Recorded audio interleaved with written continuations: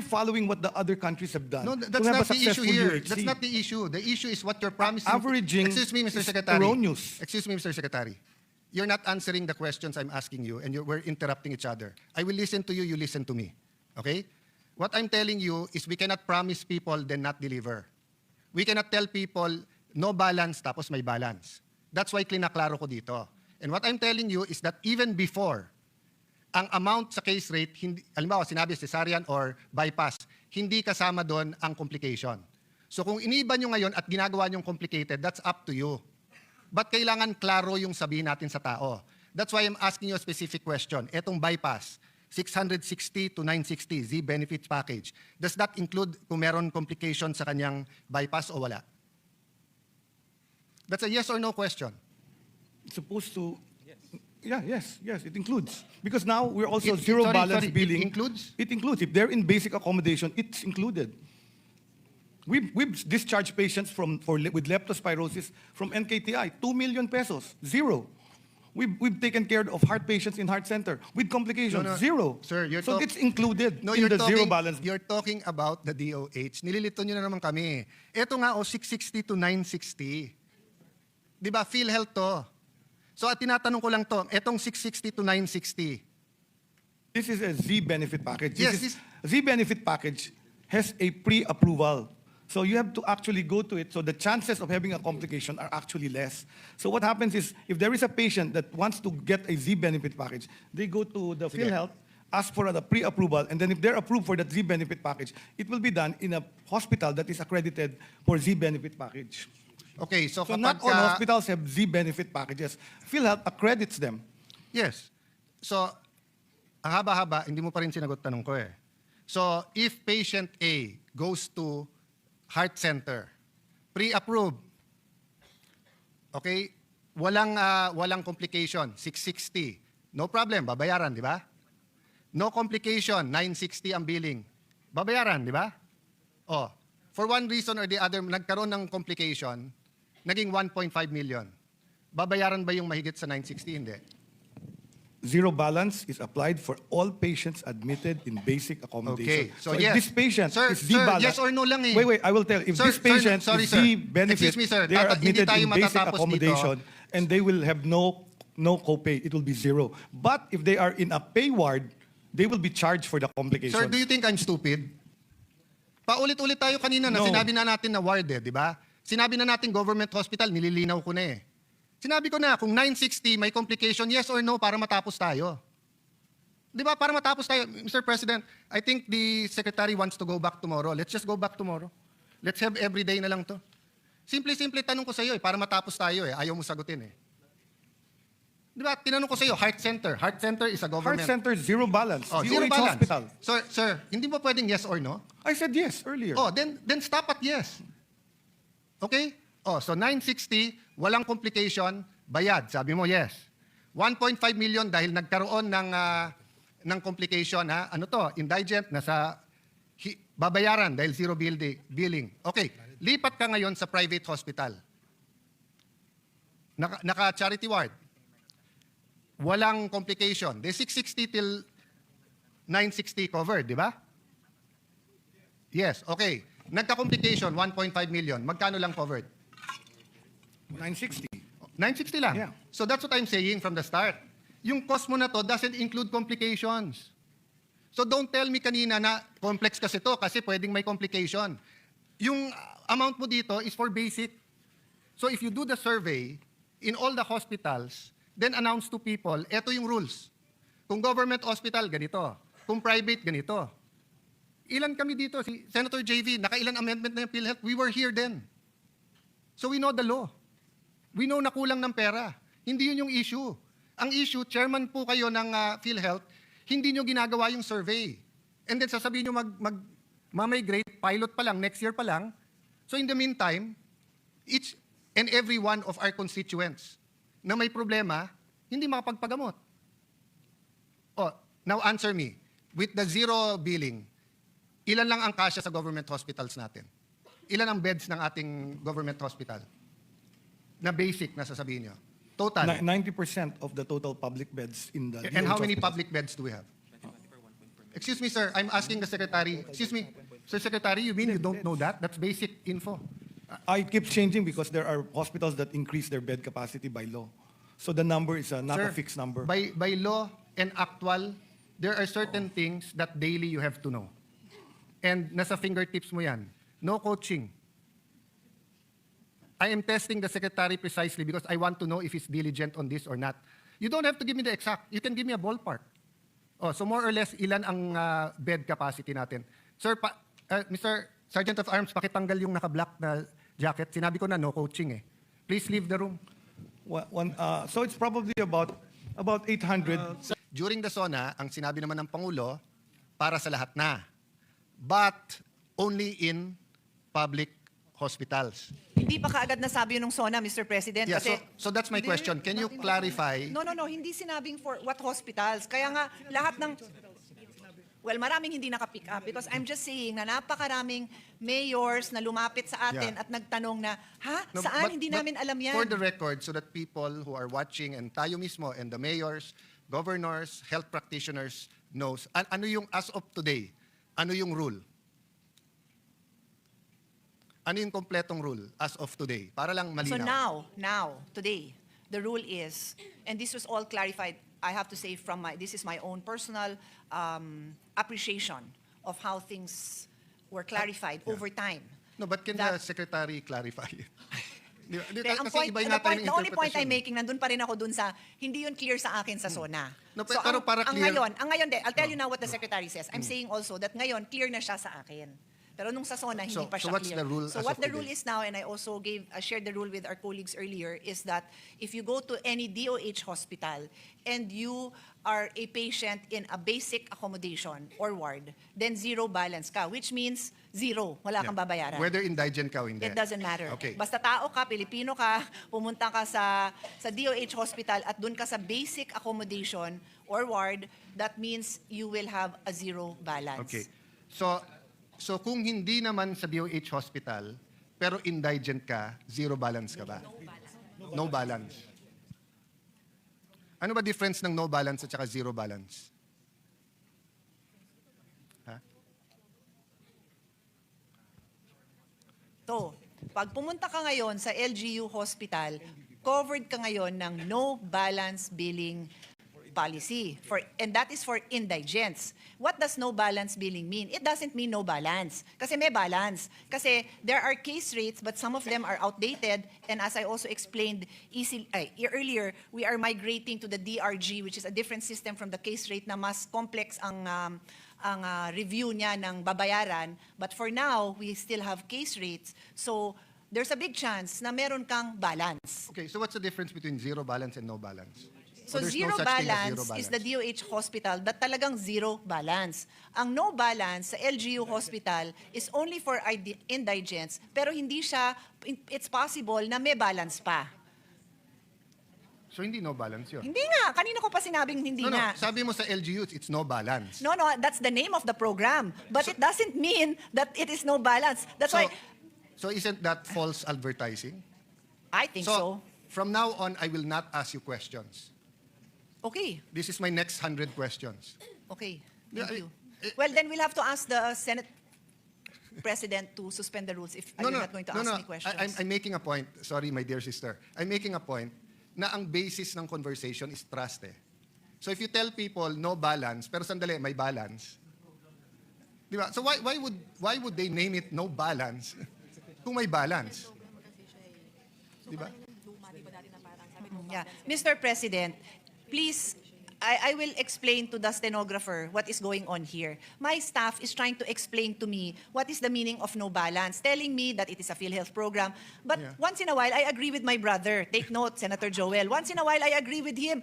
No balance means no, none. Wala ka nang babayaran. Eh, meron nga. Madalas meron. Yeah. So, huwag niyo nang ipaliwanag sa akin kasi hindi ko yan kayang Yeah. ipaliwanag dahil sumasang-ayon ako. Yeah, I'm sorry for that, but I did ask the permission of Senator Soto, our Senate President, and of course ngayon ang nakaupo si Senator JV, our Majority Leader. So with your permission, can we suspend the rules so that I can ask directly? I'll try to be as brief as possible para matapos ko tong issues. But I really think the Secretary should answer Mr. these President, issues. and if I may advise my brother, please continue asking this topic because even after I already explained, and dapat pumapalakpak na yung mga katabi ko dito na I agree with you 100%, nagpapaliwanag pa rin. So, Yes. by all means, I will stand up, And I'll I will do observe my best to because keep my cool, but I think we shouldn't leave the hall without clarity. Meaning either ino-balance nila talaga or palitan nila yung pangalan, di ba? But let So- me end on a happy note. Happy ako na si zero balance truly means zero balance. Yes. Happy ako doon.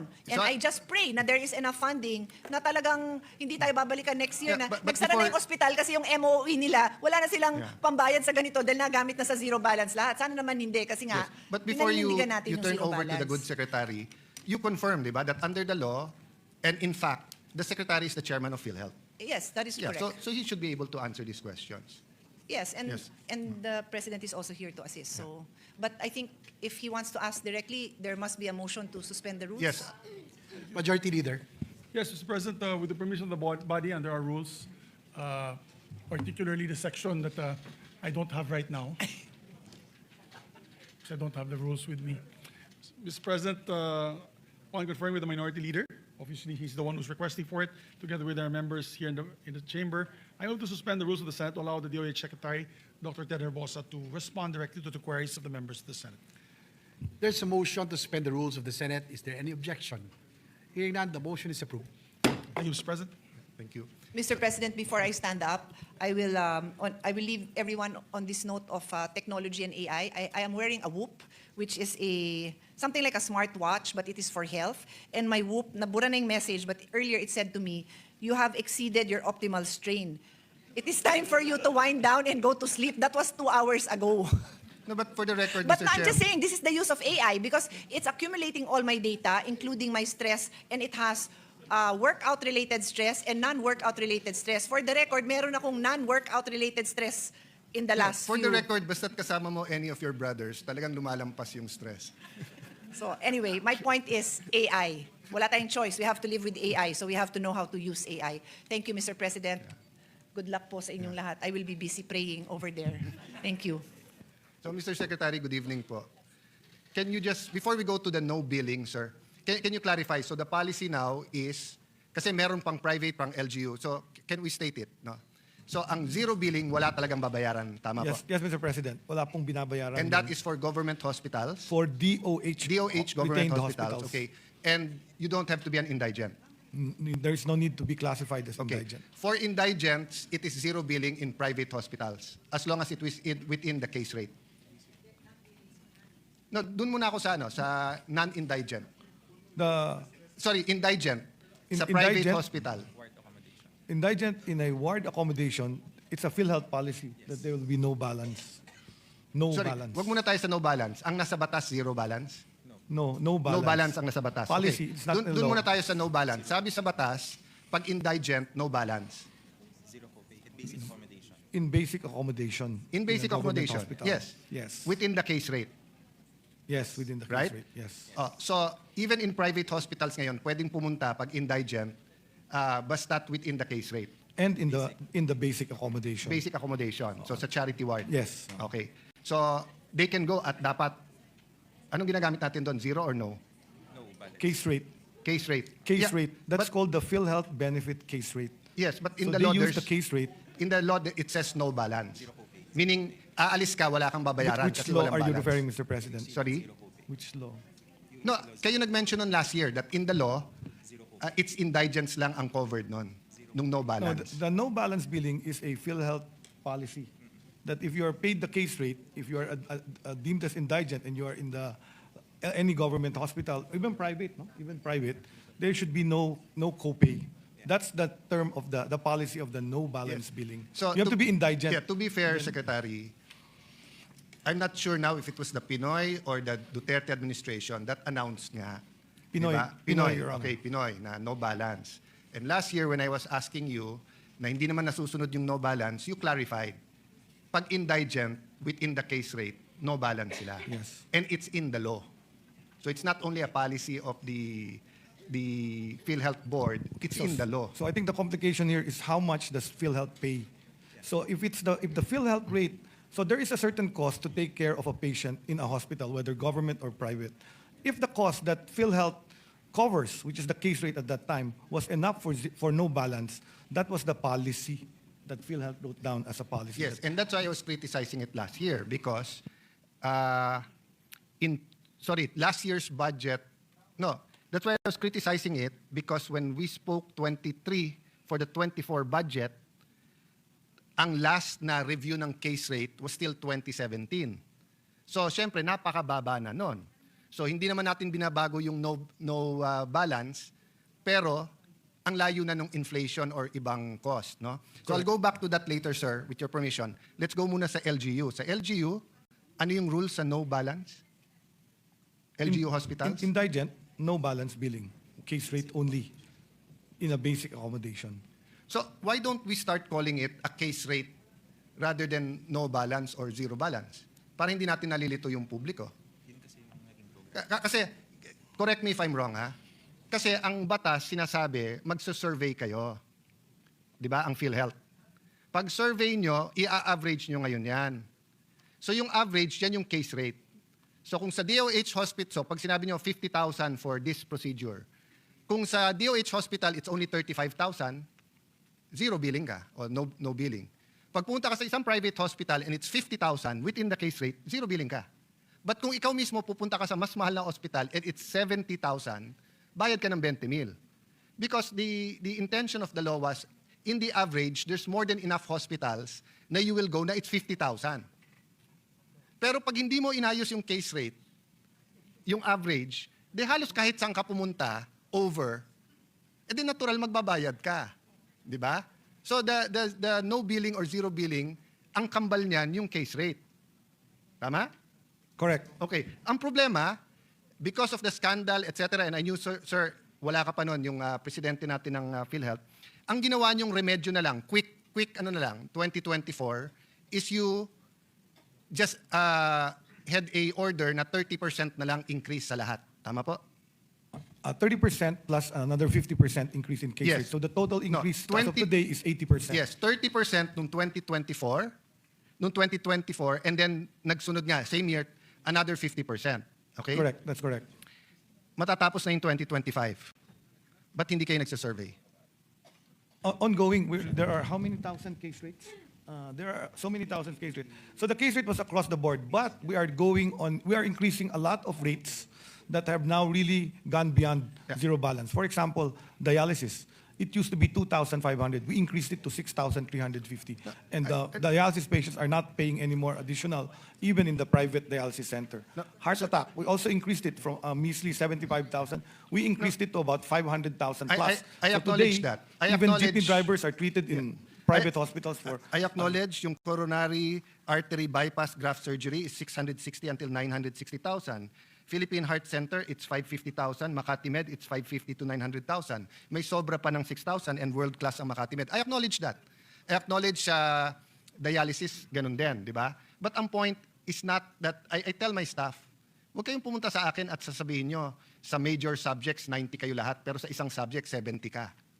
We're talking about our healthcare system, eh. And that's why you're supposed to have periodic surveys. But nowadays, with digital, and because you regulate hospitals, you cannot send to all the hospitals one piece of paper, or you cannot send a iPad na sasagutin nila, then they give it to you at sasagutin?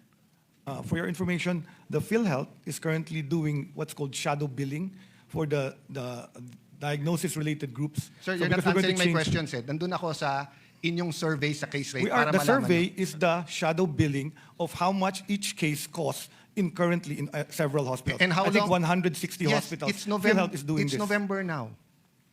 Taguig has 1.3 million residents. We have about 160 to 180,000 households.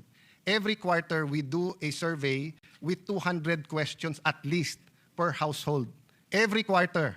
It's November now. Why can you not have this survey para alam talaga natin magkano? So, if you're going to tell me, You asking about a household survey No, done I'm by telling you PSA or that- a survey of hospitalization? we're surveying 160,000 households every 3 months. Household, not You- hospitals. Not hospitals. You're So sur- we're surveying hospital Yes. costs. So isn't it easier for you? You're going to do 160 hospitals, na under your regulation, hindi nyo matapos kaagad? It's ongoing. We're doing it.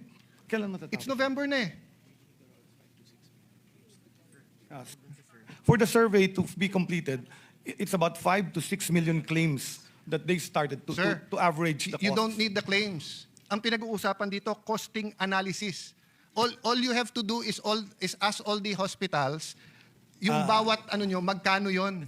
So when there is a claim, there is also the actual cost and the bill. So PhilHealth has all that data. Kaya nga So pinapahirap. there it's doing the survey Mr. of Secretary, 5,000. Mr. Secretary, learn to listen then. I'm telling you, pinapahirapan nyo ang sarili nyo. Ito, cesarean section, 23,000 to 58,000 pesos. Sa Fabella, 37,000 pasok. Sa Makati Med, 18 to 240,000. All you have to do is ask Makati Med to average that for you. You send the survey forms, they send it back. You're talking about 160 hospitals. Kayang gawin ng 1 linggo yan. Pinapahirapan nyo sarili nyo. So, 2024, that's 9 years hindi kayo nag-survey. Sorry, 2017, 2018, 2019, 2020, 21, 22. 7 years. So last year, nilagyan nyo na lang percentage. Ngayon, November na, wala pa rin. So habang wala yan, niloloko natin ang tao sa billing nila. Kasi announce tayo ng announce na don't worry, may PhilHealth, lahat kayo, membro, may zero billing, may ganitong programa, etc. Litong-lito na sila. Di ba? So why don't we simplify it? Oh, so assuming we do it your way, when will you get the average? When will you get the cost analysis survey results? Middle of 2026. If I can do it in 1 week, magre-resign ka? Yes. O sige, call ako. Call ako. So, Mr. President, we will meet tomorrow.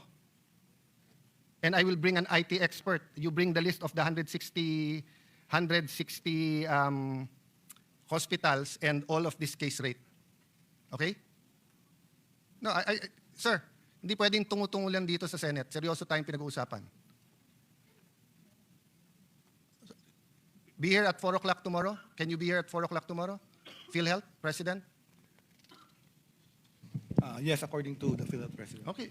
The yes is okay. So my staff, please make sure. Oh, sir, do you acknowledge na yung present 80% nyo, marami pa rin doon ang sobrang kulang?